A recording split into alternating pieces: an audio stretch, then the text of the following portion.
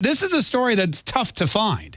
This is a story that's tough to find. Can't find it on CNN. Can't find it on MSNBC. Washington Post, New York Times, all silent about a Trump supporter who, it appears, was executed in broad daylight.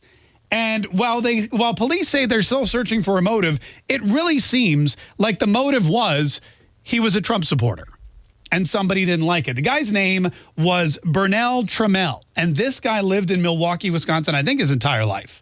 A place called River West.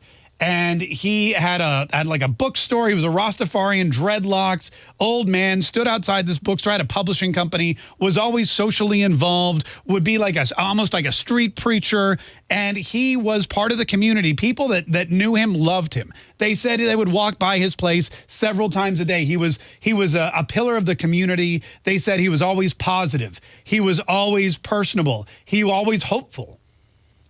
This one lady with Pia Lombardi said, I don't know why he died, but I'm really angry that my friend was sitting out on the sidewalk and enjoying the sunshine and somebody ambushed him. This guy, Trammell, was a huge Trump supporter. And outside his store, he had a ton of handmade signs, not the kind that you get for sending money to the Trump campaign, not the kind you can order from the Trump-Pence 2020 store, not the kind that you get, when somebody knocks on your door and says, would you like a yard sign? Handmade signs, Trump 2020. Trump 2020, re-elect Trump.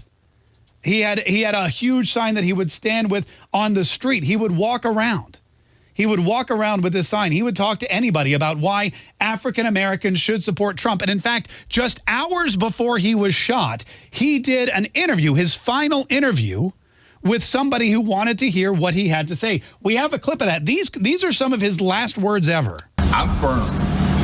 Wisconsin, Afro-Americans, communities, Afro-Americans from all walks of life and culture, vote Trump 2020. Vote Trump 2020. He'd been yelled at. People have come and argued with him, but he was a peaceful, American supporter of Trump, an African-American supporter of Trump. And during the day, somebody came up, put a gun to his head, supposedly, pulled the trigger, and executed him.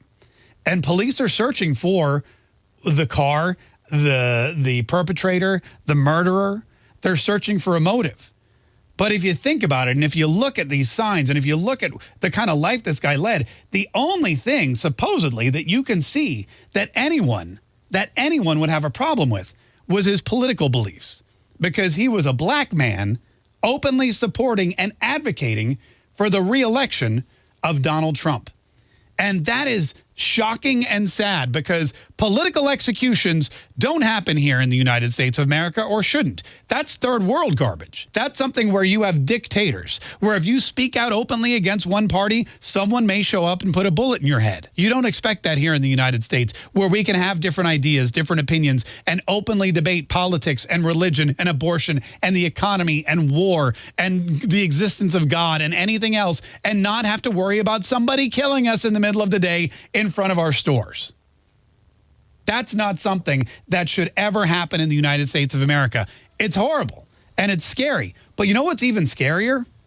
Is something that bad happens and nobody in the mainstream media, nobody, CNN, MSNBC, the Washington Post, the New York Times, none of them cover the story. If it weren't for conservative news media, if it weren't for these websites that actually try to get you the stories that you need to know, if it weren't for this kind of underground network of conservatives on social media and elsewhere, I might not have even heard about this.